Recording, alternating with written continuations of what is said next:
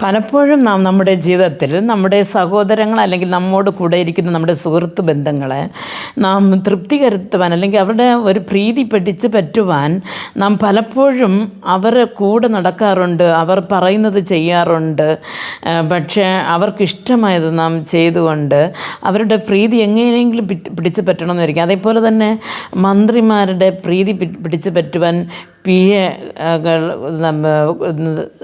ശ്രമിക്കുന്നത് പോലെ, അതുപോലെ ടീച്ചേഴ്സിൻ്റെ പ്രീതി പിടിപ്പാൻ സ്റ്റുഡൻറ്റ് ചെയ്യുന്നത് പോലെ, ഒരു കമ്പനി ഉടമയുടെ പ്രീതി പിടിപ്പാൻ ആ തൊഴിലാളി ചെയ്യുന്നത് പോലെ, ഇങ്ങനെ മനുഷ്യൻ എവിടെയൊക്കെയോ മനുഷ്യൻ്റെ പ്രീതി പിടിപ്പാൻ പലതും ചെയ്യുകയാണ്.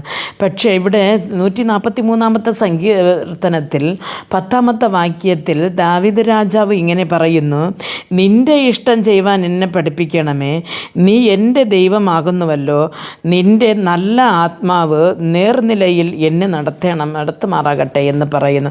അപ്പോൾ ഇവിടെ ദൈവത്തോട് ദാവീദ് പ്രാർത്ഥിക്കുന്ന ഒരു പ്രാർത്ഥനയാണ്: കർത്താവേ, നീ നിൻ്റെ ഇഷ്ടം ചെയ്യുവാൻ നീ എന്നെ പഠിപ്പിക്കണമേ എന്ന്. ദൈവമക്കളെ, നാം ഈ ഭൂമിയിലായിരിക്കുമ്പോൾ ഒരു മനുഷ്യനെ പ്രീതിപ്പെടുത്തിയാൽ അത് അവരുടെ കുറേ പ്രശംസയോ അല്ലെങ്കിൽ പണമോ കുറേ കാര്യങ്ങളോ ഈ ഭൂമിയിൽ നിന്ന് കിട്ടി അതോടെ അങ്ങ് പോകുന്നു. പക്ഷേ നാം ദൈവത്തെ പ്രീതിപ്പെടുത്തുകയാണെങ്കിൽ, കൽപ്പന പ്രകാരം ദൈവ വഴിയിൽ നാം നടക്കുകയാണെങ്കിൽ, അവൻ നമ്മുടെ പാതകളെ നിരപ്പാക്കുകയും അങ്ങയുടെ ആ രാജ്യത്തിൽ, സ്വർഗരാജ്യത്തിൽ പോകേണ്ടുന്ന വഴിയിൽ നമ്മെ കരം പിടിച്ച് നടത്തുകയും ചെയ്യും.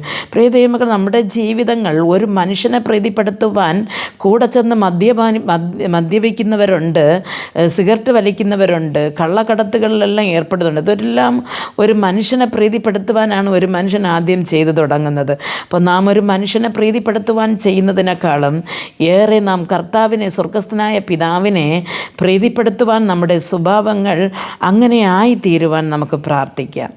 ഞങ്ങളെ അതിവാത്സല്യമായി സ്നേഹിച്ച് വഴി നടത്തുന്ന സ്വർഗസ്ഥ പിതാവേ, ഞങ്ങൾ ഈ ലോകത്ത് ജീവിക്കുമ്പോൾ കർത്താവേ, ഞങ്ങളുടെ സമസൃഷ്ടങ്ങൾ ആരെയൊക്കെ പ്രീതിപ്പെടുത്തുവാൻ നാം ജീവിച്ചു കൊണ്ടിരിക്കുമ്പോൾ കർത്താവേ, അങ്ങനെയല്ല, അങ്ങയുടെ രാജ്യത്തിൽ വരുവാൻ, അങ്ങയെ പ്രീതിപ്പെടുത്തി ജീവിപ്പാൻ, അങ്ങയുടെ വചനം അനുസരിച്ച് നടക്കുവാൻ കർത്താവേ ഞങ്ങളെ പഠിപ്പിക്കണമേ എന്ന് പ്രാർത്ഥിക്കുന്നു.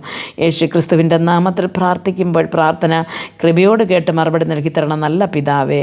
ആമേൻ.